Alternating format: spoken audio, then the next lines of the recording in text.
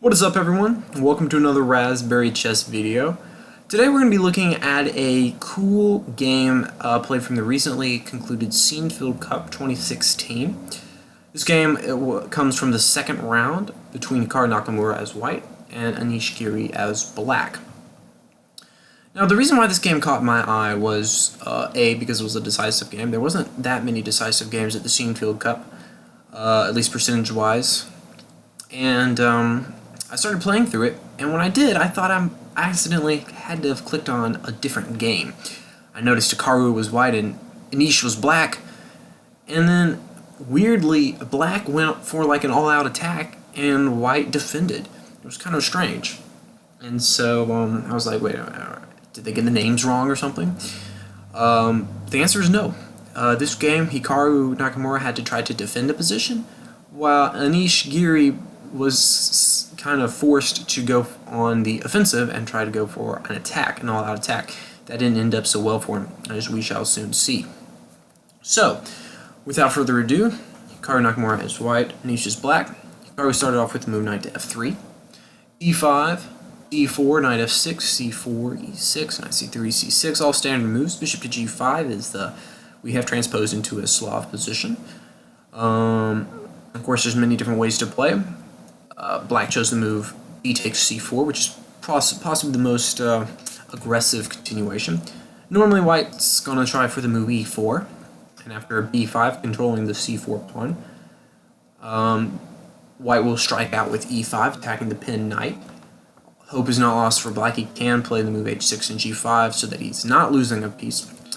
And this is a very intriguing type of position to play. You can either go for the sacrifice, knight takes g5, you can play for the bishop, bishop to g3, and so this type of position is quite fun to play if you're black. It can also be very dangerous to play.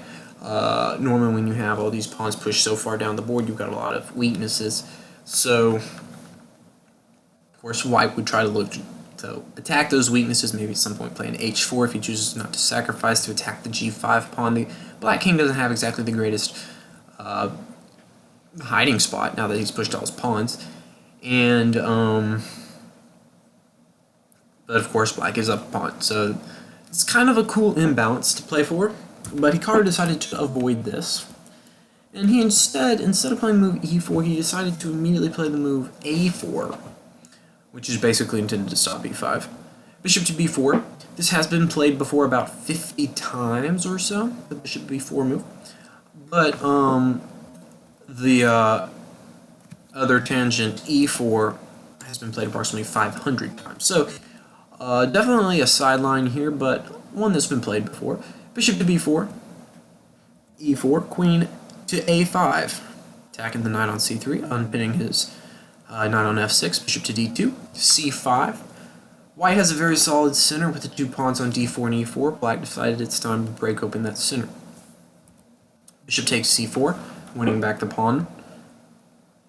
C takes d4, knight takes d4. Castle's kingside, and now the move knight c2 was played.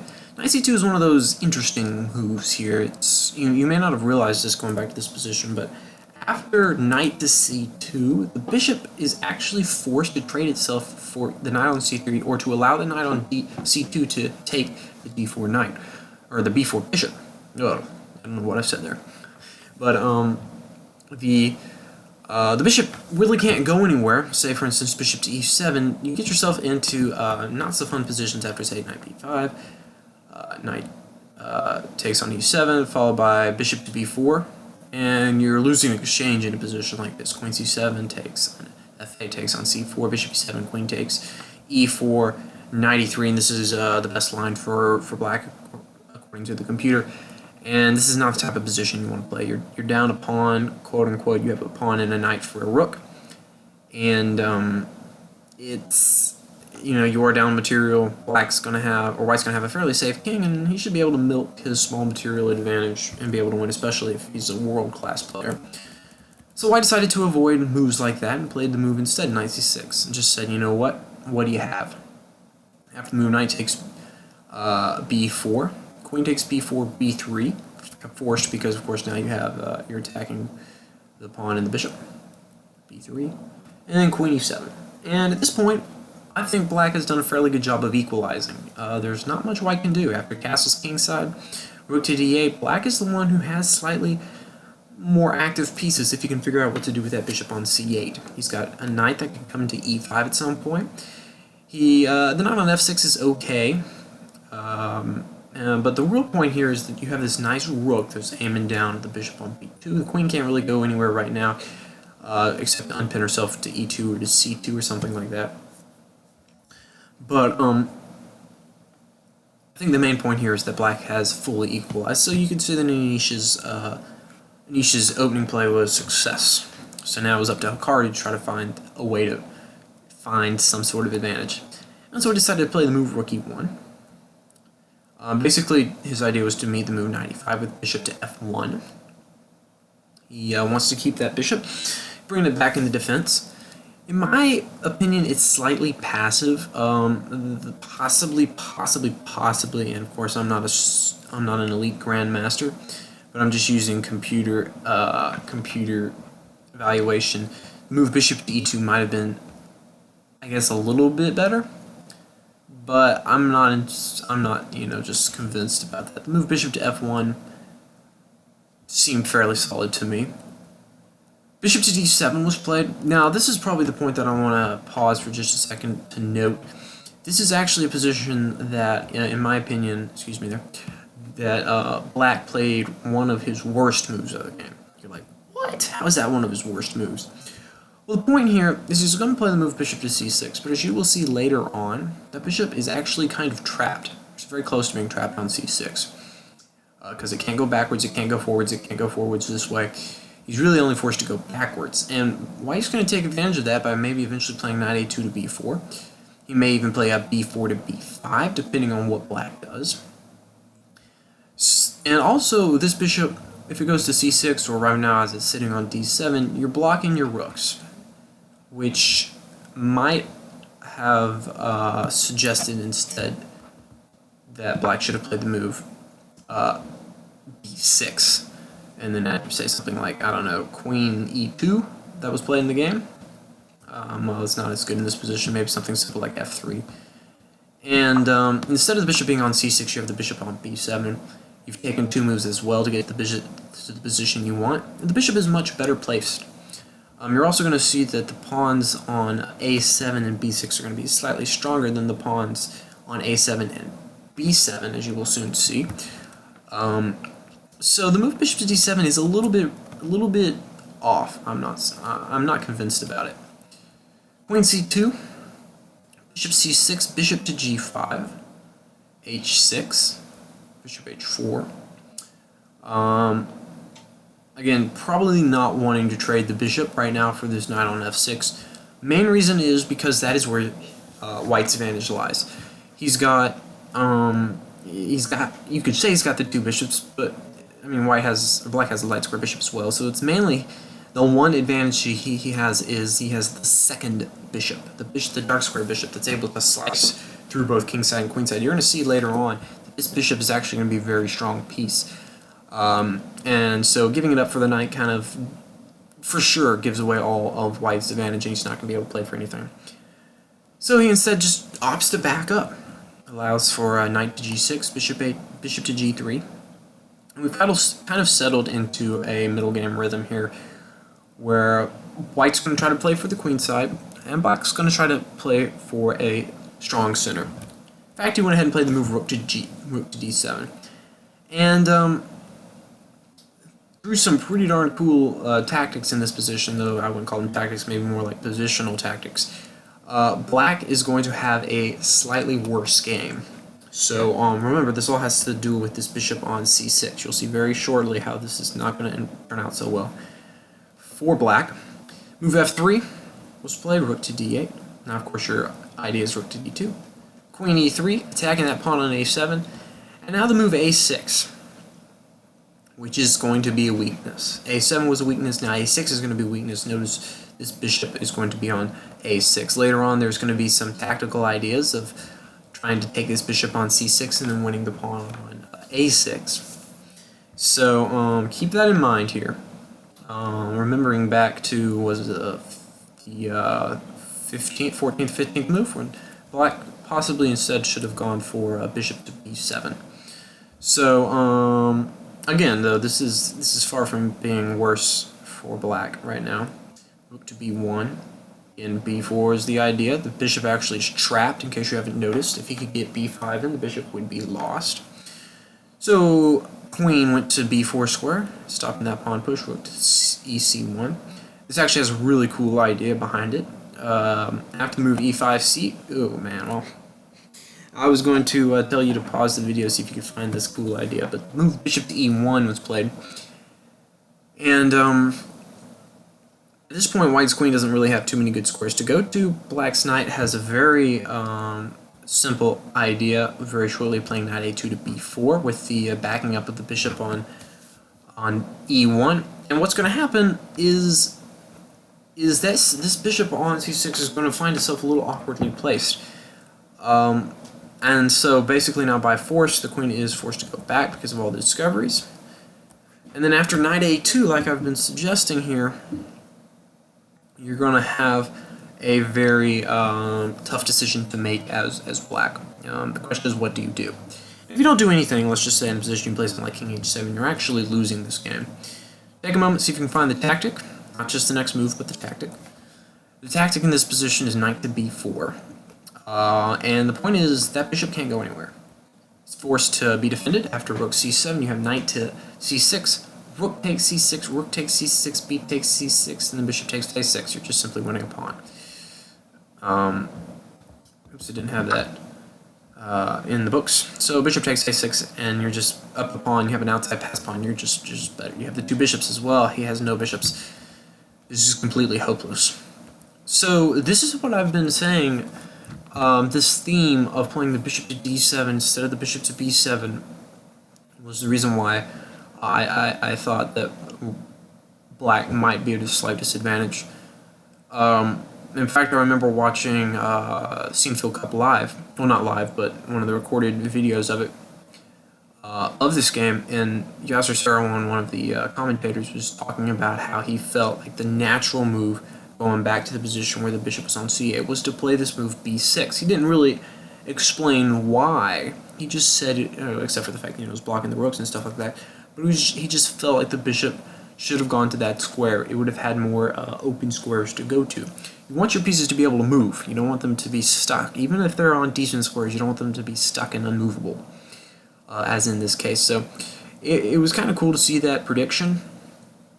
And of course, I'm talking after the fact. I can see all this. I wouldn't have seen it in the game either, but Hikaru was on point with this attacking the bishop on c6. So this type of position is very dangerous for black to play. And in fact, he was forced to play the move rook to d4, which sticking your rook right in the middle of the action is not going to work out so well for you.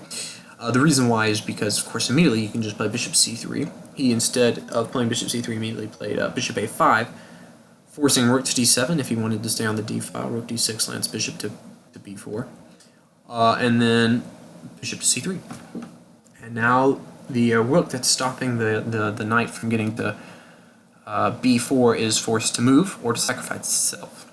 And so this position is far from winning for black or for white, even though black is going to be forced to do some sort of sacrifice here. But I think the point here is just to realize that it is at this point now that Anish has to make something happen, or else he's going to be worse. If he goes back with the rook to d6, bishop to b4 wins the exchange anyway. So Anish decided to stick his neck out and go for bishop to e4. And after f takes c4, rook takes c4, queen to a7. Of course, you don't want to give up control of the c5 square, so the queen takes c5, knight g4 is not going to be dangerous. e5. Now this is what the commentators called the main blunder. It's also what the computer calls the main blunder. And the reason why is because black simply miscalculated this line. He thought in this position that after the move queen takes a6, which is what Hikaru played, he thought he had the move queen c5. And then after queen c5, king h1, You can try for the move knight to g4. This looks good, right? Now you're threatening this knight f2 check, and then once you move, you got like the standard smothered mating ideas. Kind of cool. Of course, that's not a smothered mate. That's just a checkmate. But still, if there had been a rook, the bishop hadn't been on f1, rook takes f1, knight f2 would have been smothered mate. So this is what black thought that he had. Take a moment, see if you can find the way to defend this position as well. This is what one of the best players in the world missed. The move that he missed was a very beautiful move, bishop to e1, attacking the queen and threatening and stopping knight to f2, or doesn't stop it, but stops it from being dangerous. So after the move knight f2, bishop takes, queen takes, and then the move queen c8 picks up the rook. So that's all she wrote. So that's when Anish overlooked. It wasn't so fortunate for him. So basically, just dropped the pawn for nothing. Yep, that's right. One of the strongest players in the world just dropped the pawn for nothing. It's kind of cool. Knight g4 is played first. Still, of course, threatening queen c5. h3, queen c5, king h1, knight f2, king h2. Right now, black is just, he has very little time at this point, if I'm not mistaken. And also, he's just playing for, I guess, a bluff attack. So the move queen to c2, or queen to e3 was played. I guess you could say the threat in this position is queen f4, but it's not too easy to spot a win for black here. In fact, there's no way to win. White chose rook e1, queen f4, g3, queen f5. He's just trying to make some moves, trying to make something happen. Again, because he's so low on time, he doesn't really have time to sit and evaluate whether or not he should resign. So, bishop to g2 was played, attacking the rook. And then rook to h4, another complete bluffing idea, but again he's low on time. Hikaru's also low on time, and he's just trying to mix things up. Basically, his point is, after a move like, say, g takes h4, you have queen f4, and maybe you have an attack, maybe you don't have an attack, and the answer is no, you don't really have an attack. In this position, there's not too much. Maybe knight h4, you're just down a whole rook in this position, if I'm not mistaken. Actually, a rook and a piece. So this is going to go nowhere. However, Hikaru decided instead he wanted to try to interject the move queen to a8 check. And after king h7, he played the move queen f3, keeping the rook on the board and just basically saying, you know what, you have rook h3 check, which is what Giri played, king h1. But after queen takes f3, which is what was played, bishop takes f3. He said, where's your attack? You're going to be moving your knight out of here, and you're going to be just losing, straight up losing. However, this position is technically a draw, according to the computer. The king, this is just so ridiculous. But here, black has the incredible idea, knight to g4, and then after bishop takes g4, rook takes g3, winning back that piece. He's still down material, but check this out. a5 is played, rook f4, king g, let's say king e1, rook e4, king f3, rook f4, and you're actually forced to move your king backwards. If you play king e3, then the rook's going to come down to d3 and check you backwards. So king to g2, and the rook checked. You can go back. It's kind of cool. Kind of darn cool. Both players missed it, and that's something here that I feel like is going to go in a lot of tactical notebooks. If you want to figure out a way to pull a draw out of nowhere, this is a tactic that you might want to look at. The idea of knight f4, and the fact that or knight g4, and the fact that the king is actually kind of trapped in a little box. So it's pretty darn cool. Now, of course, Anish missed this idea. Of course, I don't say of course, but I don't know. Knight to d3 was played. Rook e3. Rook takes g3. King h2. Rook takes f3. Rook takes f3. B takes a4. B takes a4. I'm kind of going through this pretty quickly. This video is definitely dragged on long enough. This game is basically over with. I mean, if you just look at the material, you've got exchange right now. Your head just straight up. No, you're up ahead just a rook. Am I right? A whole rook? Yeah, you're just ahead a rook in this position. So, of course, there's nothing much Mr. Geary can play at this point. E4, rook f5. There's plenty of ways to win with white. Knight f4, rook 4 b5. Rook b3, rook takes e4. g5 here, Hikaru decided that this line would be best, trying to break all of white's advantage, or black's advantage of having a bunch of extra pawns by doubling and isolating all of them. He's still up a piece. Rook f1, knight f3, king h1, king g6, a5, king f5, a6. The pawn is getting very close to promotion. Knight g5, a7, rook h3. King g1, rook g3, king f2, knight e4, king e1, rook g8. A cool little way to get the rook to the back rank. But bishop to d4. And here black blundered and played the move king g4. And take a moment, see if you can find the correct move from white. This would cause one of the best players in the world to resign right here. Correct move is bishop to e5. And now you have the threat of rook takes f4, winning the knight, or the threat of bishop to b8 as shown by the computer, threatening an unstoppable a8 queen.